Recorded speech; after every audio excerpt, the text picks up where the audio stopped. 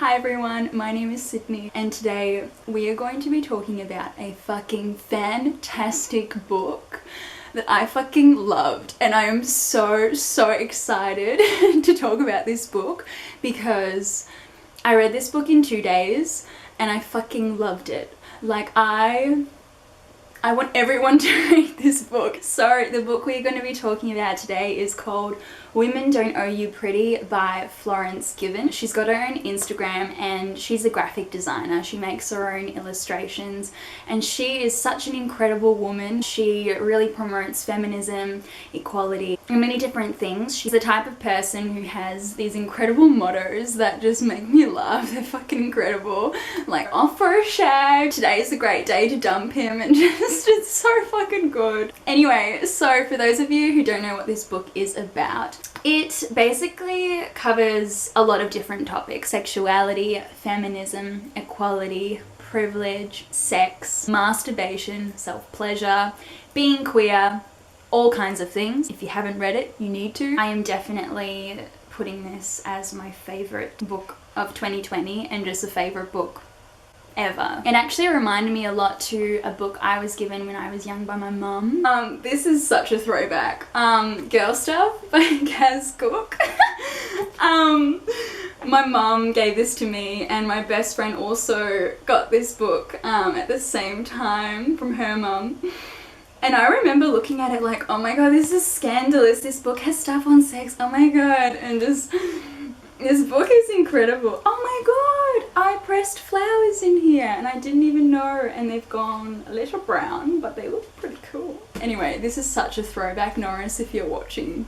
Oh my god, such a throwback. I am going to go into the spoilery section because it's time and I need to talk about it. So go read it and then come back and then we can talk about it. Here we go in 3, 2, 1. So first off, the introduction was fucking incredible, that she went into talking to her younger self versus herself now. I thought that was so creative. It made me automatically think about a book that I read by Mark Manson, The Subtle Art of Not Giving a Fuck, which is also such a great read.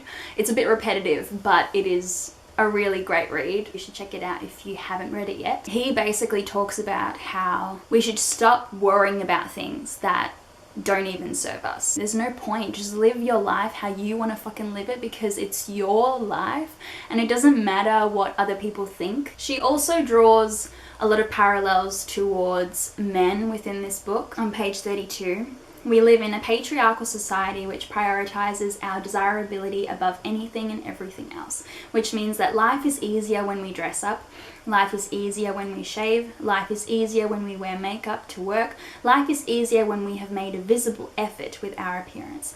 Life is easier when we reflect society's idea of beauty, full stop. I think it's so wonderful how she makes us as women see that we should be standing together, not against each other. Being powerful in your stance of being a woman and knowing where you are placed within society, to break down history and what you have been brainwashed into, to just tear that fucking down and be yourself and be comfortable in being yourself. Honestly, the last week I've felt so low because of different things that have been happening in my life, and this book has given me so much self-empowerment. I love how Florence also really dives into the importance of loving yourself, how she promotes taking yourself out on a date. You shouldn't have to wait for someone to take you out somewhere. You can just do it at any time you want to. You don't need to wait to live your life. Just fucking live it.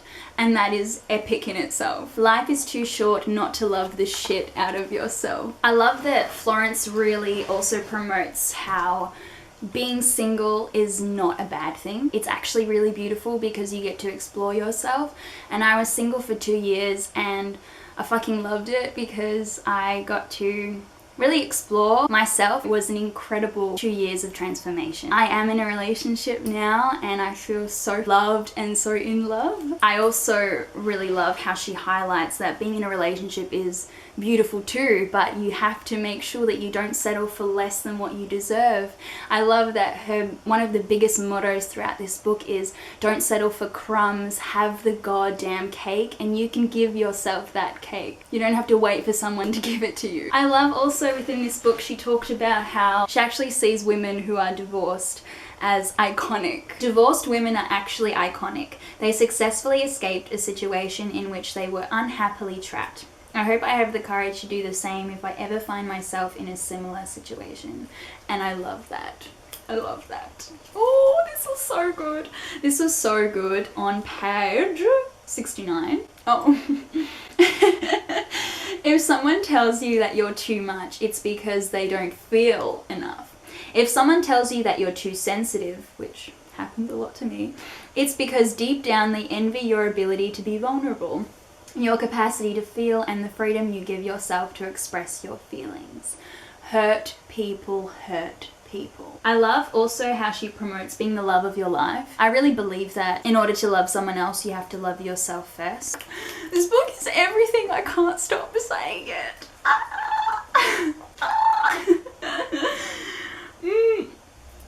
I hope that every single person who is going through this or who feels insecure about their sexuality hears this. This is on page 114. She starts the chapter by saying, your queer feelings are entirely valid. As a reader and as a person, you just feel so held and safe while reading this book. And reading that line just made me think about all the people I know, just how they would feel hearing these words. And it just melted me completely. And to know how safe those people would feel to have someone like Florence to look up to. Oh my gosh. Okay, this is something I'm so excited to talk about. On page 125, the first time I spoke about masturbation with my friends felt akin to coming out.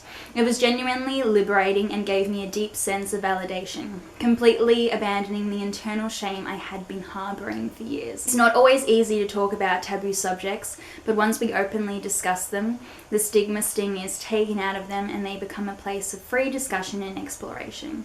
Not to be dramatic, but my first vibrator changed my motherfucking life.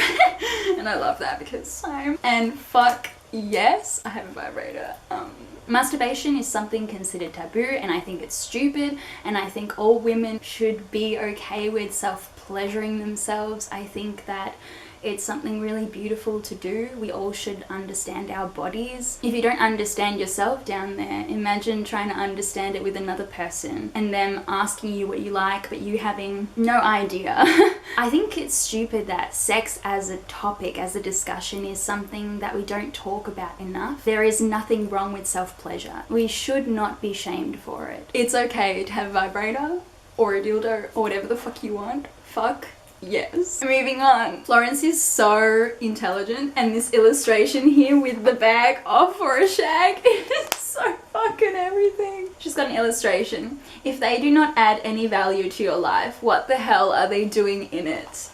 Dump them. I actually just can't even. I'm gonna end this with this on page 219. Imagine all of the past versions of yourself standing right in front of you. They are all smiling, looking back at you. They are so proud of you.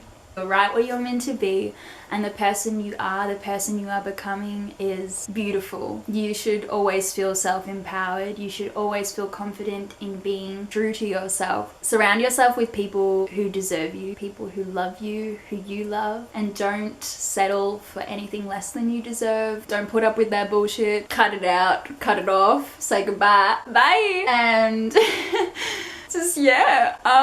If you made it all the way here and you haven't read this book, please go read it. You must. It's gonna be handed down generation to generation. But anyway, see you guys in my next video, which will hopefully be soon. But yes, as usual, bye.